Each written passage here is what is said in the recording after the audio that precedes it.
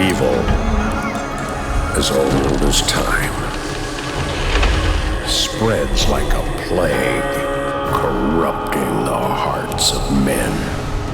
For millennia, there have been those who have stood against it, a secret organization to protect mankind. They are the front line in an unholy war.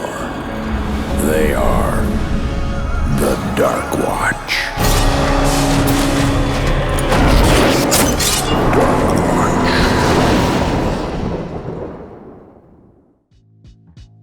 Released in 2005 on PS2 and Xbox, developed by High Moon Studios and published by Capcom, Darkwatch is a game that tries so hard to be badass, and for the most part succeeds. I mean, come on, it's a Wild West monster-filled meat grinder that has similarities to Halo, albeit primitive and often at less than 30 FPS, but if you can get past that, you're in for a wicked fun time. I will be making comparisons to the Halo games a few times throughout this video, so let me explain what I mean. First off, this game came out in 2005. Halo 2 had released the year before, and it was the most popular thing on the planet. For reference, COD 4 didn't release till 2007, so I don't think it too far-fetched to assume High Moon Studio took inspiration from Halo. Both of these games feature a high jump. Darkwatch also has a double jump. Both games have a 2-weapon limit, which back in the day was a pretty new concept. Most games of the era gave you bottomless pockets, so you could carry all your tools of carnage with you at all times. In both games, you're this awesome powerhouse of kickassery, wiping everything out and saving the day. That's not to say they're too similar. Darkwatch has things like a morality mechanic, powers, and a few other things I'll get into further along in this video. This will be a narrative heavy video, as that's the focus of this game. Thus far, I've only done arcade games, so bear with me and let's get right into it. The story starts out where the main protagonist, antagonist? Jericho is on a train to steal some sweet gold, but this train is owned by the Darkwatch, a group of evil fighting, chew-spitting badasses who, well, fight evil. Oh, and it's not gold in the vault, but Lazarus. He's basically a more douchey Dracula, and you end up setting him free. This is also where you're introduced to Cassidy, and boy, you know you're playing a PS2 era game when all the female characters are in skin-tight outfits with legs for days and 2 butterball hams strapped to their chest. And honestly, I am not against it. Anyway, after setting Lazarus free and getting bitten by him, you and Cassidy team up to fight the seemingly invincible vampire lord along the top of the train. This part is pretty simple, as the fight takes place in a long, narrow arena, which will become a theme for this game unfortunately. You basically just shoot him until he teleports away, but you'd think that'd be it, and you'd be wrong. You then have this semi-on-rails segment where you're on horseback, riding through the seemingly endless desert, shooting undead horsemen and Lazarus again, only this time he's flying. This part isn't all that tough though, you basically just hold R2 until it ends. Now on foot, you again fight with Cassidy through a cemetery, with your goal being a large chapel on the other side. This is where you're introduced to these hell totem things. I think they're called marks of evil, but I just call them hell totems. Anyway, they spawn enemies endlessly until you destroy them. They're not that tanky though. 1 full mag from a redeemer is more than enough to take one out. In this game, we'll throw 2 of them at you, but whenever these are in play, don't even bother shooting the mobs. Just throw everything you have at the totems, because when you destroy one, they take every monster with them. After you clear the cemetery, you and Cassidy split up and you drop into the crypts. This is where you're given your first shotgun, and this powerhouse will carry you far. So swap it for your crossbow or repeater and don't look back. This level is also where the game throws its trademark annoying flying ass enemy at you, the Banshee. And let me tell you, these things are an absolute nightmare to fight. They dart around the arena with no pattern and throw these powerful energy balls at you that can kill you in 5 or 6 hits. On top of that, you're also dealing with Reapers and Gunslingers, while this asshole just floats around shooting at you. Once you get through the crypt, you're greeted by yet another cemetery where you're given your first major moral choice. Some random lady is in the cemetery and hold up, why is this bitch even out here? You'd think she'd turn around when she saw the monsters, but no, I'm just gonna go on a monster-laden stroll through the cemetery in the middle of the night. Anyway, you have the choice to either save her or give in to your desires. Your choices in these situations affect what powers you'll have access to, along with changing certain story events, but honestly, I should have just given in and killed her, just to teach her a lesson about stranger danger. But I saved her because I was going for a positive morality playthrough. As a reward, I earned the silver bullet power. What it does is give you a damage increase and unlimited ammo for about 30 seconds or so. After this, you meet up with Cassidy in a church, where you learn that crosses hurt you. Surprise, surprise. Cassidy then moves an altar, revealing a hidden door, and BAM! Lazarus rips her head off. Right when we were becoming besties too. She was gonna braid my hair and bedazzle my eye patch, and I was gonna confess my feelings for her and live out the rest of my days in the friend zone. Fuck you, Lazarus. What a disappointment though. Cassidy was only around for about 10 minutes before Lazarus unceremoniously ripped her head off. Here's where you're given your second major moral choice. Consume Cassidy or free her soul. I obviously chose to free her soul. I also got a tattoo to remember her by, because after all, we were besties for the resties. Before we go any further, I gotta mention the guns in this game. They're basically souped up weapons of the time period. Like, if you took your guns to a BDSM club, right? And they became sentient and developed a serious latex kink. Either that or they just heard too much My Chemical Romance. They're all moody, mean, and oddly sexy. I know, it sounds weird, but what I'm getting at is that all the weapons are super stylized, with a black and silver color scheme and blades everywhere. The Redeemer is your basic pistol. It's decently accurate, and you can fan the hammer with it by holding the shoot button. These two things make it an okay weapon, but you'll quickly see that it's about as powerful as a dart gun and kicks like a mule. The good thing is they're everywhere, so if your shotgun starts clicking, an abandoned Redeemer is always nearby. The dual pistols are basically smaller Redeemers with a higher ammo capacity. As the name suggests, they only come in a pair. Like the Redeemer, they can also be fired in full auto. Also like the Redeemer, they have substantial recoil, so I'd suggest closing the distance. Another option is to just spray and pray. The Carbine is your standard lever action. It's as normal as you can get, just with a fresh coat of paint of course. It's excellent for medium range engagements, and if you pair it with the zoom ability, you can cause some serious havoc from afar. The shotgun ain't your granddaddy's old boomstick. This thing is incredibly powerful, up to about 6 feet. It suffers the same fate as most video game shotguns. That is, unless you can see each pixel on your enemy, you're basically shooting marshmallows. The areas where it's at its best are the mines and tombs, obviously. If you miss a shot, feel free to use the broken melee attack and send those baddies soaring away from you in chunks. The crossbow is a very fun weapon. There's just something very satisfying and euphoric about seeing those lit fuses of its explosive bolts fly across the room and stick into enemies. What's even more funny is the reaction you get out of some of the monsters you hit. And honestly, it was interesting to see. Basic enemies will sometimes run around, flailing their arms and running into other enemies, taking out the whole group. Or sometimes they'll just crouch in the fetal position waiting for the explosion. But most often, they'll charge straight towards you, which leads me to the biggest downfall of the crossbow, and that is the fact that you'll very often find yourself getting blown up along with every other monster in a 5-foot radius. The amount of times I just get rushed and blown up, I can't even count. And dynamite is a grenade. It's a grenade, it's nothing special. There are splitter grenades too, but they're nowhere near as powerful as the dynamite. They're only good for low-level mobs. Darkwatch has one of the ugliest mechanics I've ever seen. It's basically thermal vision if you dipped your goggles in Vaseline. I get that it's supposed to be this way, but it feels very uninspired. That being said, with this game's dark and often pitch black areas combined with blurry visuals, it can be very useful to find that one rifleman that keeps taking chunks of your health away. One of the most powerful things at your disposal is the melee attack. Now I may have alluded to this before, but the melee in Darkwatch has the same effect as the uppercut from Mortal Kombat, but with slightly more devastating results. Up until this point, we've been introduced to Bone Demons, Gunslingers, and Banshees. All three of these enemies are very common throughout the game, although stronger variants will pop up here and there in the form of Ghost Bone Demons and a reskinned, more tanky Gunslinger. I think the most irritating ones, though, are Banshees and Keggers. These dicks are the spawn of Satan, literally and figuratively. Keggers are just your typical suicider enemy, and with this game's devastating and often unbalanced explosion damage, you'll want to make sure they die first. You've also got riflemen who just pick at you from range, or the opposite in the form of the Bandito, a tanky brute who rushes you with his bladed shotgun. Even the Oozer is a real pain. Just this giant blob of a thing who spits acid at you from afar or rushes you with his dual machetes. Oozers take the most punishment of any enemy in the game aside from the bosses.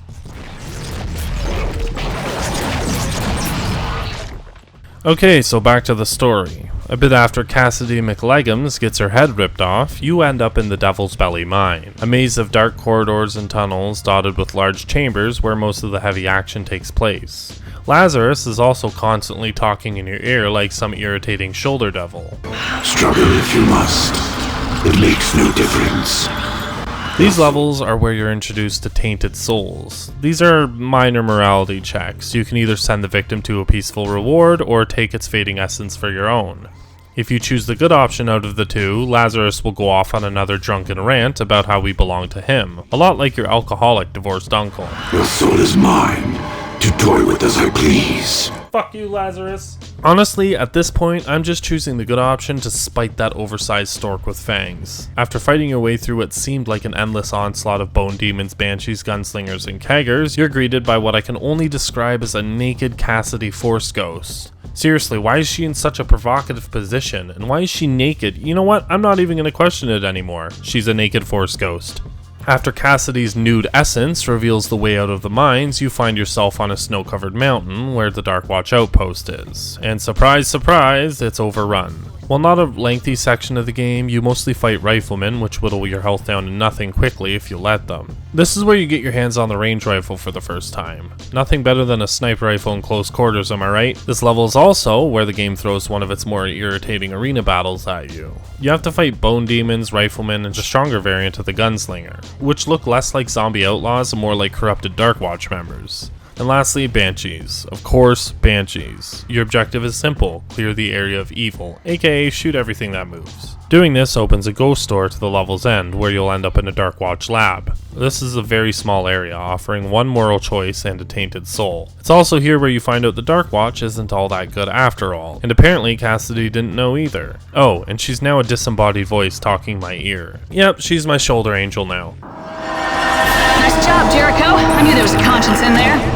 So after your fight in the outpost and the labs, you are thrust into yet another horseback mission, only this time no Lazarus. In his place is a heavily armored Darkwatch train. You have to slowly whittle away at its armor until you expose its engine. Once you've done this, you blast the engine until the health bar is empty. You then get to watch in absolute glee as the train blows up in glorious fashion. Finally, we've made it to the Darkwatch Citadel after all that time, and I gotta say I'm very impressed. It looks exactly how I imagined a Darkwatch Citadel would look. Its central spire and lighting make it seem moody and serious. Not bad at all. We're then stripped of all our weapons and tossed into a Darkwatch training course called the Torture Maze. I don't know why seemingly every first-person shooter has a mission where they take all your guns away. It's like they just want to make things more tedious than they already are. But fear not, you're given a new weapon that up until this point we haven't seen, the Scepter. It's this game's designated melee weapon. It does deal a lot of damage, but where I have an issue with it is that melee damage is stupid high across the board. So the Scepter is an overall downgrade. A repeater, shotgun, or crossbow seem to deal very similar damage in comparison, only with those weapons you have the ranged element. Which is an important thing, because in case you haven't noticed, this game tends to get very disoriented when you're up close to monsters. After fighting through a few rooms, you're dropped into the sewers. Yes, there had to be a sewers level. This is where you come up against a new enemy, the Viper. These monstrosities are tanky snake-looking bitches that teleport around. They also deal a boatload of damage. Headshots cause them to teleport away from you, so if you can fight the auto-aim, then that's your best strategy. Once you emerge from the sewers, General Clay Cartwright, this asshole that's been yapping your ear off throughout this entire level, basically inducts you into the Darkwatch.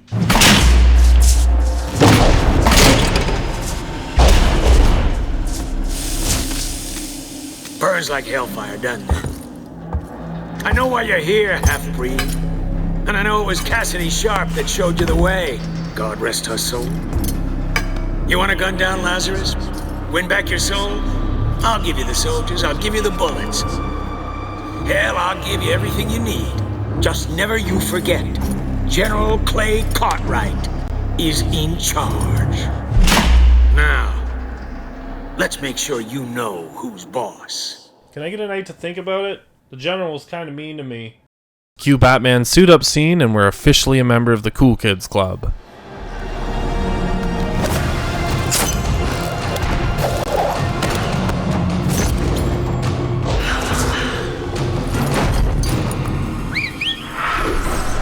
Giddy up, cowboy. My name's Tala. Let's mount up. You're then introduced to Tala, and holy shit, the female stereotype I mentioned earlier could not be more apparent. Although I think Tala may be a little warm in her suit. Call it a hunch. Again, good work, devs. Man, I love it when she leaves, just to watch her walk away. At this point, the game pulls a bit of a switch up. You're now given the choice which mission to tackle next and which guns to bring in with you, and you'll finally get to use the rail rocket. It's a rocket launcher, but sexier, with a giant hammerhead on the back. The only thing with this gun is the fact that the rockets move incredibly slow. Most enemies will move within the 2 or 3 years it takes for the rocket to reach them, so you're better off just double jumping and shooting the ground. Every time I got this weapon, it made the game harder, so you could just not pick up this trash tube in the first place. It would probably make the game easier. This game really started to drone on and on at this point too.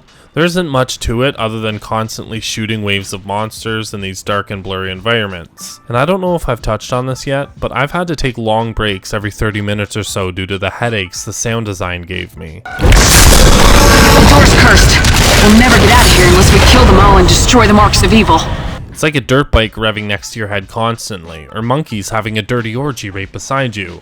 You just have to stay hidden and hope they don't mistake you for a participant. A few things to note here. There are games that give you zero guidance and games that hold your hand. And on a spectrum, I would place Darkwatch towards the latter. This game throws mini cutscenes at you so rapidly, it's like the people at High Moon Studios thought we wouldn't know what to do in a room with one exit and a switch. These scenes are so minor too, ranging from showing you a dynamite plunger with a door you gotta blow up to a weapon or enemy spawning. In some levels, you can't go 10 steps without triggering one. I get why games do this, but couldn't they just let me figure it out on my own? Why hold my hand? I feel the need to mention that this game suffers the same fate as many other games from the era, and that is bad inconsistent frame rate. There were many times where a bunch of enemies would spawn, leaving me with sub 15 FPS, and of course the game would order me to kill them to progress, but screw that, I'm just killing them to get my frames back. I also had this weird bug where the HUD was showing me that I had dynamite, but when I'd go to throw one I couldn't, and this bug followed me throughout the entire game. One level I wouldn't be able to throw any, the next I would be able to, and the next I couldn't again. It was weird and very frustrating. Another infuriating thing is the auto-aim. Most enemies go down in one headshot, but this game's auto-aim is so horrendous you'll be lucky to land one.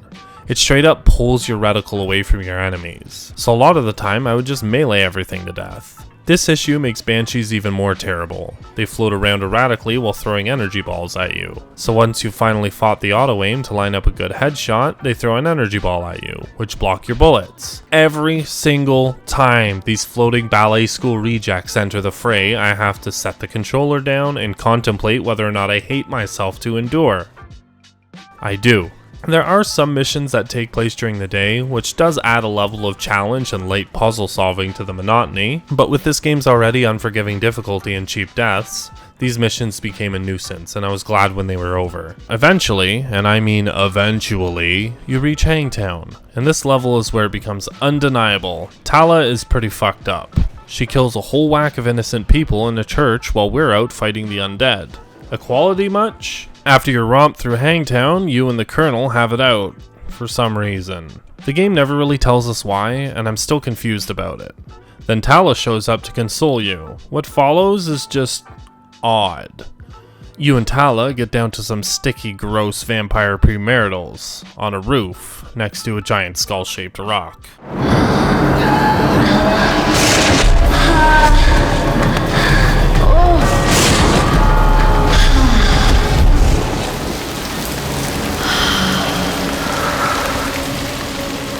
I want you to have all of me.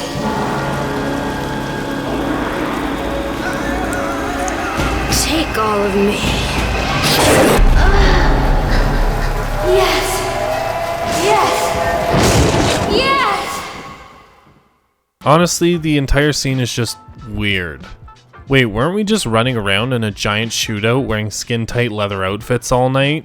I bet we smell terrible, like microwave sardines mixed with boiled onions in a jockstrap. Oh, and surprise, Tala is evil, like evil as shit. Turns out she was using you to gain vampire powers. After your sticky romp, she opens the ghost door in the Darkwatch Citadel and lets the undead in, leaving you to fight through the most irritating portion of the game.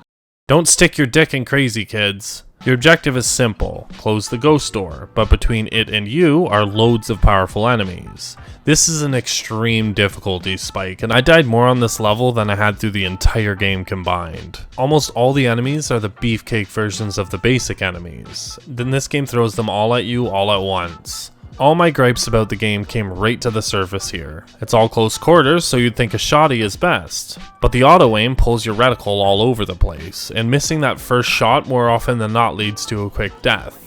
The sound issues are ramped up to 11 here as well. I straight up had to take my headset off during this portion. But the worst thing is the overall design. It's just mindless shooting, and that sounds all good and well, but it plays like utter dog shit. Again, I'll come back to the Halo comparison. In those games, larger gunfights are satisfying, due in part to the fact that the mechanics are well implemented and it's for the most part a smooth experience. But Darkwatch is quite the opposite. It's a stressful, mindless, ear-shattering slog through an otherwise amazing atmosphere and setting. Let's just finish this shit so I can let it fade into memory again. So after about 45 deaths and a heap of boredom and frustration, I'm finally here. The battle against Lazarus. And I don't know what I was expecting, but this sucks. You fight him along a long, narrow street lined with burning huts, and you only have a pistol and a carbine.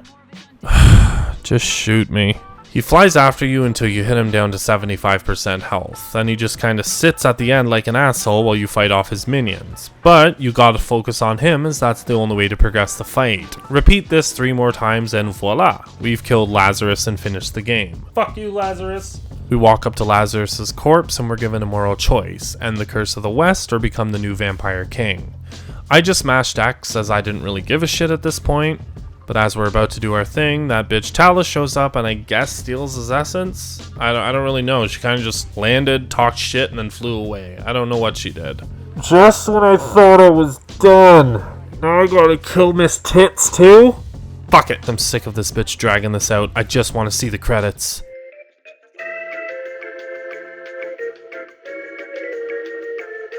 After a few more very irritating levels, we're finally at the end. The fight against Tala is basically the Lazarus fight. She mimics most of his attacks, aside from a difficult to dodge wave attack that takes all of your shield and about 40% of your health away in one hit. And just like with Lazarus, you only get a Redeemer and a Carbine to start. There are weapon pickups around the arena, but the moment you take your eyes off Tala, she hits you with the wave. Every 20% or so of her health, she sacrifices another damsel in what I would describe as the most metal way possible.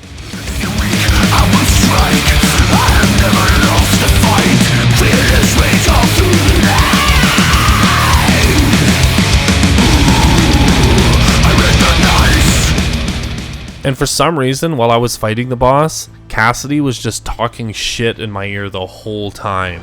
Anytime now, Jericho. Rinse and repeat until her health hits 0 and she dies. Force Ghost Cassidy then leads you through a portal, kisses you, and flies away. It's very abrupt. Jericho's eyes turn back to normal again, but aside from that, you don't really get to see the effects of your actions. Again, I chose the good path, but you can choose to be evil, which will change certain events, most notably the final fight. Instead of fighting Vampire Tala, you fight Force Ghost Cassidy, then kill Tala. An alternate ending does sound cool, but there's no way in fuck I'm putting myself through that shit again. So, final remarks here.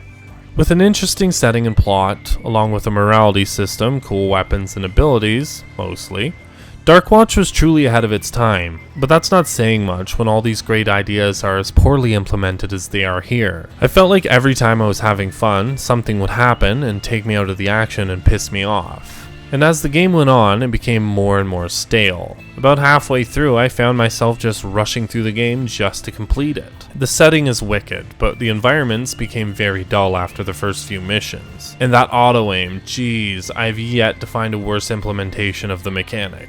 I wish Darkwatch was still a distant memory. I didn't really enjoy my visit to the Cursed West, which is disappointing as I really loved this game as a kid. However, as scathing as I've been through this rant of mine, I still maintain that it's a fun game at its core. Maybe I'm just stupid or blinded by nostalgia, but I still like it. Did any of you remember Darkwatch, or was it permanently consigned to the bottom of your stack of PS2 games? Let me know, and thank you so much for watching my avian pistoleros, and have a wonderful day.